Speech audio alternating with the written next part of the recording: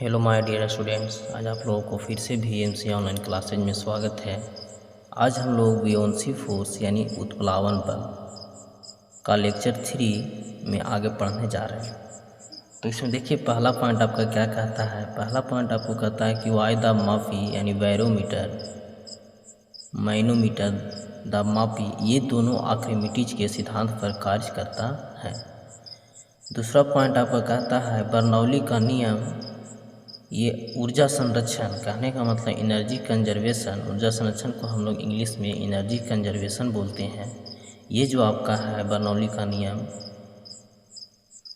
के सिद्धांत पर वर्क करता है। कहने का मतलब कि बर्नौली का नियम जो है ऊर्जा संरक्षण के सिद्धांत पर कार्य करता है। तीसरा पॉइंट आपका कहता है कि बर्नौली का प्रमेय धारा रेखीय प्रवाह पर भी लागू होता है। जो बर्नौली का प्रमेय होता है वो आपका धारा रेखीय प्रवाह पर भी लागू होता है। अब हम लोग यहाँ से समझते हैं कि धारा रेखीय प्रवाह का बात आई, ठीक है। तो धारा रेखीय प्रवाह होता क्या है, तो हम लोग यहाँ पे अगला पॉइंट में हम लोग वही समझेंगे कि धारा रेखीय प्रवाह क्या होता है। तो धारा रेखीय प्रवाह देखिए कहता है इसमें कि लिक्विड का ऐसा फ्लो जिसमें से प्रत्येक कण अपने से पहले गए हुए कण की गति को फॉलो करे। इसका एक एग्जाम्पल सुनिए। एग्जाम्पल जैसे मान लीजिए कि कोई सैनिक अगर आगे की ओर जा रहा है, ठीक है, तो उसके पीछे जिस तरीक़ा से, जिस रास्ता से, जिस रो में आगे वाला सैनिक जाएगा, जस्ट उसके पीछे जो सैनिक रहता है उसी रो में, उसी रास्ता से फॉलो करते हुए जाता है, ठीक है।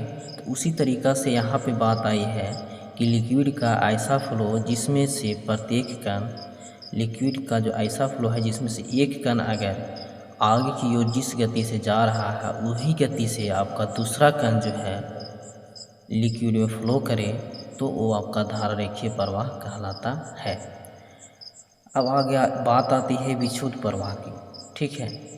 तो विक्षुब्ध प्रवाह क्या होती है, देखिए विक्षुब्ध प्रवाह मतलब होता है कि जस्ट इसके उल्टा। उल्टा कहने का मतलब क्या कि लिक्विड का ऐसा फ्लो जिसमें से प्रत्येक कण अपने से पहले गए हुए कण की गति को फॉलो नहीं करे, ठीक है। मतलब कि जो आपका उसमें तो क्या कर रहा था, पहले जो कण जा रहा है उसकी गति को पीछे वाला कण फॉलो कर रहा था, लेकिन इसमें जो है पहले जो कण आपका जा रहा है उसके गति को फॉलो पीछे वाला कण नहीं करेगा और यह अपने इच्छा के अनुसार फॉलो करेगा। कहने का मतलब अपनी इच्छा के अनुसार जिधर पाएगा उधर जाएगा। वो आपका क्या कहलाता है, विक्षुब्ध प्रवाह कहलाता है, ठीक है। अगला पॉइंट आपका कहता है क्रांतिक वेग। क्रांतिक वेग कहने का मतलब होता है कि क्रांतिक वेग एक ऐसा निश्चित वेग होता है, इस निश्चित वेग से जब कम वेग हो, ठीक है। क्रांतिक वेग एक ऐसा निश्चित वेग है, इस वेग से निश्चित वेग है, इस निश्चित वेग से जब कम वेग होता है तो प्रवाह धारा जो होता है रेखीय होता है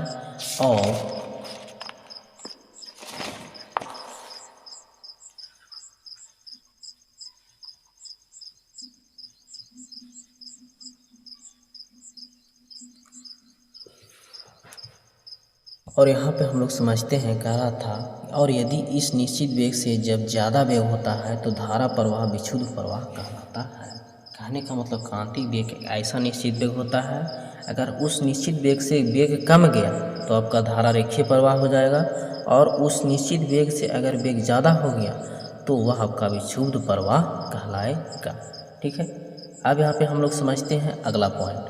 अगला पॉइंट आपको कहता है कि बर्नौली का प्रमेय आदर्श द्रव पर भी लागू होता है। और बर्नौली का प्रमेय जो है आपका अगला पॉइंट में कह रहा है कि आदर्श द्रव पर भी लागू होता है। तो हम लोग स्टूडेंट समझते हैं कि आदर्श द्रव होता क्या है, आइडियल लिक्विड होता क्या है। तो आइडियल लिक्विड जो है आपका कहता है इसका डिफिनेशन कि आदर्श द्रव ऐसे द्रव होते हैं जिनकी श्यानता, यानी इसको इंग्लिश में हम लोग इसको सिटी बोलते हैं, जीरो हो, तथा संपीड्यता, संपीड्यता को इंग्लिश में हम लोग क्या बोलते हैं, कंप्रेसिबिलिटी बोलते हैं, ये भी क्या हो जाए, जीरो हो जाए, तो आपका आदर्श द्रव कहलाता है। आदर्श द्रव कहने का मतलब साफ साफ हम लोगों को क्लियरली रूप से माइंड में रखना है कि विस्कोसिटी और संपीड्यता, कहने का मतलब कंप्रेसिबिलिटी, अगर दोनों जीरो हो जाए तो आपका आदर्श द्रव कहलाएगा, ठीक है। तो चलिए हम लोग कुछ यहाँ पे समझते हैं। देखिए यहाँ पे कह रहा है ठोस एंड ठोस, ठोस और ठोस के बीच हम लोग देखते हैं तो इसमें हमको घर्षण यानी फ्रिक्शन होता है, ठीक है। उसी तरीक़ा से हम लोग यहाँ पे श्यानता को समझने के लिए क्या देखते हैं कि द्रव और गैस के बीच अगर हम लोग देखें, ठीक है, तो हम यहाँ पे क्या होगा, विस्कोसिटी होता है, ठीक है। जैसे हम लोग देखते हैं कि जो ठोस ठोस जब रगड़ करते हैं तो क्या होता है कि गर्म होता है। तो किसके कारण गर्म होता है, घर्षण के कारण।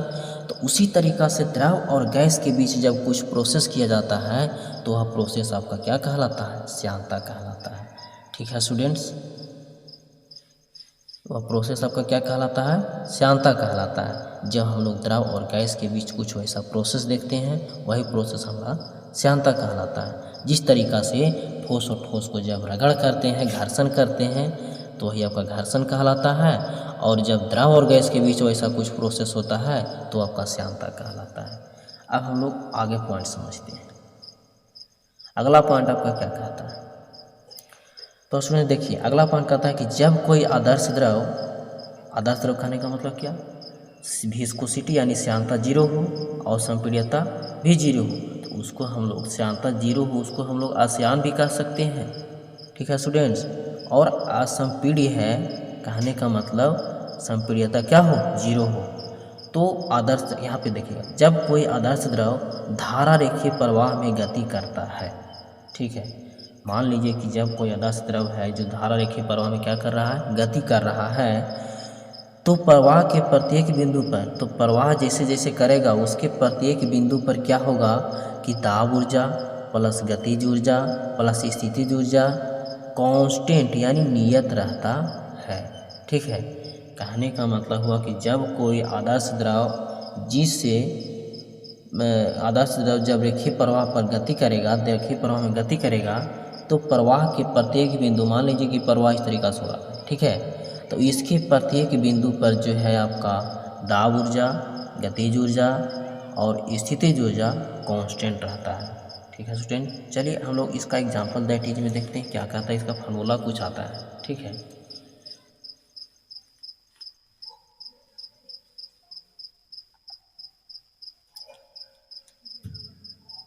तो देखिए यहाँ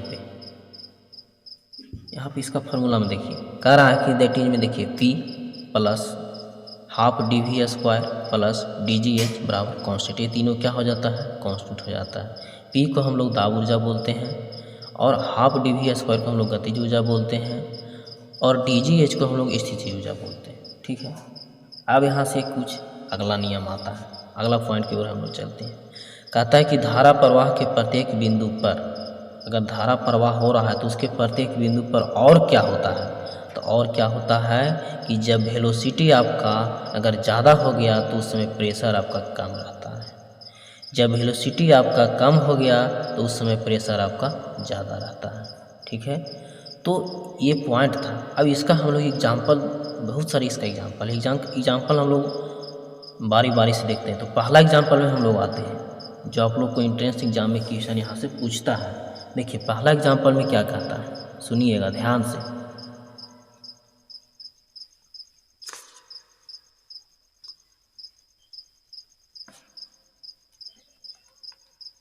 देखिए स्टूडेंट्स ध्यान से सुनिएगा, यहाँ पे कह रहा है पहला एग्जाम्पल में कि आंधी तूफान में टीन की छत झोपड़े की छत का उड़ जाना।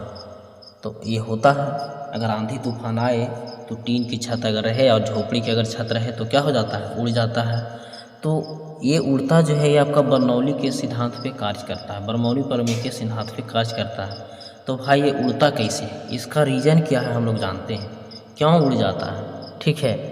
तो यहाँ पे देखिए, मान लीजिए कि ये आपका सरफेस है, इस पे आपका ये घर बना हुआ है, ये आपका घर है, ठीक। ये आपका जो है इस तरीक़ा से ये आपका क्या है, छत है, यानी टीन झोपड़ी कुछ भी हो, ये आपका क्या है, टीन या झोपड़ी का कुछ भी का छत है, ठीक है। अब यहाँ पे होता क्या है, देखिए यहाँ से तो आंधी तो इस तरीक़ा से गुजरेगा ऊपर से, तो ये जब आंधी आता है तो ये तो आपका तेज़ गति से आता है, तो तेज़ गति से आता है तो कहने का मतलब वेलोसिटी क्या होगा, यहाँ पे ज़्यादा होगा। अब वेलोसिटी जब ज़्यादा यहाँ पे कह रहा था मेरा, तो उस समय प्रेशर क्या कह रहा था, कम कह रहा था। तो यहाँ पे देखिए जब यहाँ पे वेलोसिटी मेरा ज़्यादा हो रहा है तो यहाँ पे प्रेशर क्या हो जाएगा, कम हो जाएगा। अब देखिए जब यहाँ तो प्रेशर कम हो गया, यहाँ पे तो वेलोसिटी ज़्यादा है। अब देखिए इस घर में देखिए कि वेलोसिटी क्या रहेगा, कम रहेगा, ठीक है। और इस समय प्रेशर क्या रहेगा, तब जब वेलोसिटी कम तो प्रेशर क्या ज़्यादा, तो इस समय प्रेशर क्या रहेगा, ज़्यादा रहेगा। तो प्रेशर जो है यानी एयर कहीं से तो प्रेशर एयर जो है आपका हाई से लो में जाना चाहता है, ठीक है। हीट भी देखते हैं कि हम लोग हाई से लो में जाता है, तो यहाँ पे हम लोग एयर की बात कर रहे हैं। तो यहाँ पे एयर का जो प्रेशर है वो आपका हाई से लो में जाना चाहेगा। तो इसीलिए जब यहाँ पे वेलोसिटी जब कम रहता है और प्रेशर जब यहाँ पे ज़्यादा हो जाता है तो यह प्रेशर क्या होता है, इस जो झोपड़ी रहता है इसको क्या करता है, धक्का देता है। इधर से तो धक्का दे देता है, और इधर धक्का देने के बाद इधर से क्या होता है कि जो इधर से वेलोसिटी तो ज़्यादा है, तो वेलोसिटी ज़्यादा है तो इधर से धक्का दे दिया, इतने से वेलोसिटी आया, इसको उड़ा करके लेके चला जाता है, ठीक है।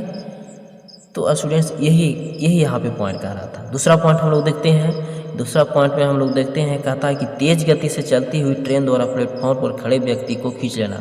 आप लोग देखे होंगे कि ट्रेन जब तेज़ गति से चल रही है, अगर आप उस प्लेटफॉर्म जिस प्लेटफॉर्म पे ट्रेन आपसे गुजर रही है उसी प्लेटफॉर्म पे अगर आप खड़े हैं नज़दीकी में, ठीक है, तो क्या होता है कि आप ट्रेन की ओर खिंचाने की आपका संभावना रहता है। तो क्यों, कैसी, अब देखिए ये देखिए आपका क्या हो रहा है, ट्रेन जा रही है, मान लीजिए अब ट्रेन जा रही है, तो ट्रेन जा रही है तो भाई यहाँ पे स्टूडेंट यहाँ पे क्या है कि आपका जो वेलोसिटी आपका क्या है, ज़्यादा है, तो प्रेशर आपका यहाँ पे क्या होगा, कम होगा।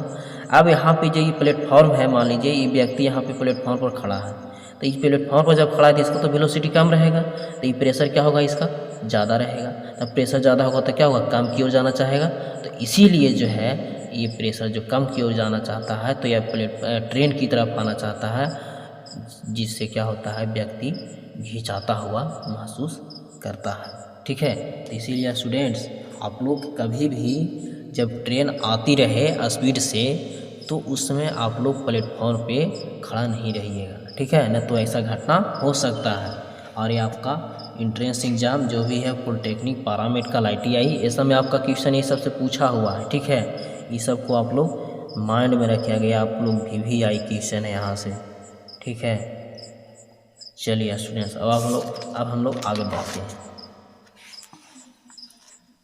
तो आगे देखिए अगला तीसरा एग्जाम्पल, ठीक है। तीसरा एग्जाम्पल में समझते हैं हम लोग। तीसरा एग्जाम्पल में कहता है कि एरोप्लेन का टेक ऑफ होना, यानी वायुयान का उड़ान भरना। जब वायुयान उड़ान भरता है तो उस समय भी ये नियम को फॉलो करता है।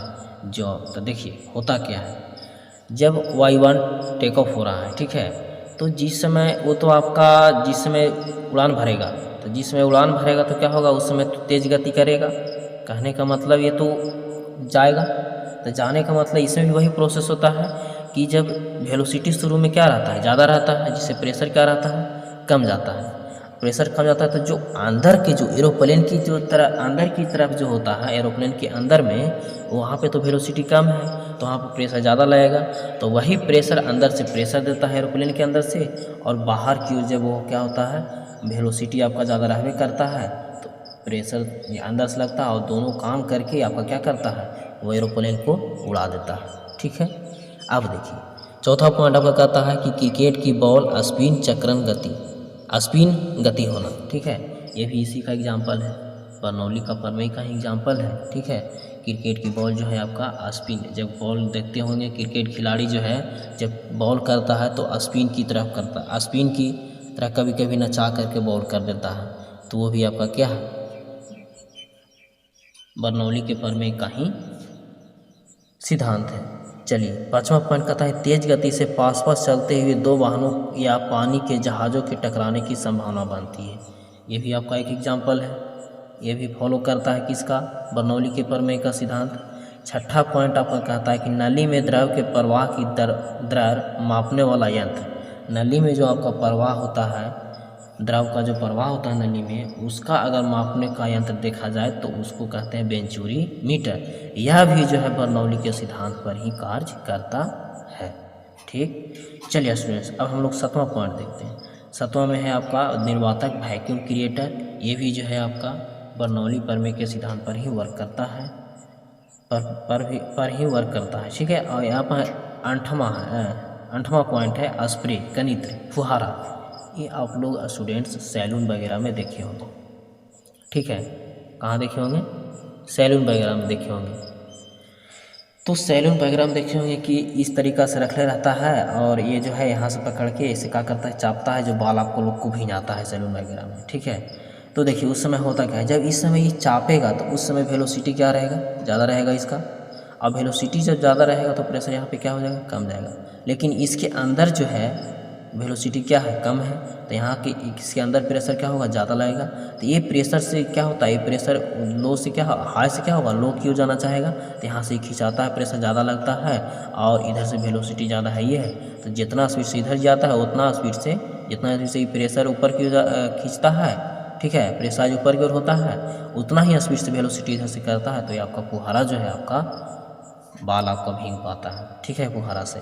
चलिए 9वां पॉइंट देखते हैं, पीटेट, PITOT, पीटेट ट्यूब। यह एक ट्यूब है, यह जो है केमिस्ट्री के लेबोरेटरी में यूज किया जाता है। इसमें भी वही प्रोसेस होता है कि यहाँ पे जो है आपका वेलोसिटी ज़्यादा रहता है तो प्रेशर यहाँ पे कम रहता है और इसके कंटेनर रहता है, इसमें ये क्या होता है, ये कुछ डाला हुआ रहता है और इससे क्या होता है कि यहाँ पे वेलोसिटी कम होने के कारण प्रेशर ज़्यादा लगता है, जिससे ये क्या होता है, खिंचाता है। तो यहाँ पे कुछ इसका एक्सपेरिमेंट बताता है। ठीक है, ये आपका जो है केमिस्ट्री के लेबोरेटरी में यूज किया जाता है। कहने का मतलब जहाँ पे केमिस्ट्री का कुछ वैसा मटेरियल जो तैयार किया जा रहा हो, ठीक है, वहाँ पे यूज किया जाता है। तो चलिए स्टूडेंट्स, आज आप लोगों को यहीं तक, और आज आप लोगों को जो है बियोंसी फोर्स समाप्त हो गया है। ठीक है, तो जो स्टूडेंट्स नहीं देखे हैं इस चैप्टर को, वो इस चैप्टर के बारे में शुरुआती से, ये आपका लेक्चर 3 में समाप्त हुआ है। ठीक है, 3 लेक्चर आपका गया है बियोंसी फोर्स का, तो आप लोग जो नहीं देखे हैं वो आप लोग देख सकते हैं। और अगर अच्छा लगे